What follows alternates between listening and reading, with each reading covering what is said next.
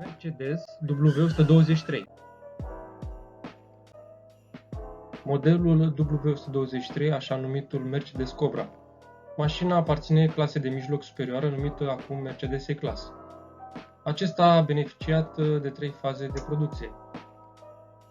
Versiunile diesel sunt încă întâlnite în întreaga lume, ca și taxiuri în țări cu condiții dificile de exploatare, popularitatea lor spunând totul despre durabilitatea sa legendară, adunând până în prezent milioane de kilometri de rulaj.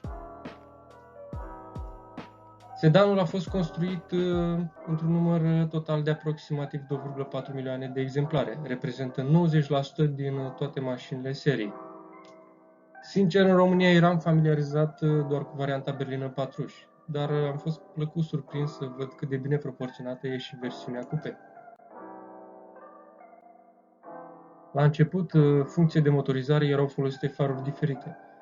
Mașinile cu motoare mai slabe au fost echipate cu faruri rotunde, numite și peiorativ ochi de taur, iar farurile mai elegante, dreptunghiulare, marcau versiunile de top și cupeurile.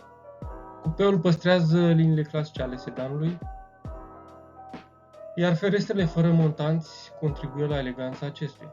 În Europa, cupeul este disponibil doar cu motoarele pe benzină 230 și 280, cu carburator sau injecție. W123, propulsat de un motor 6 în linie, e considerat în multe privințe esența a ceea ce este sau a fost un Mercedes.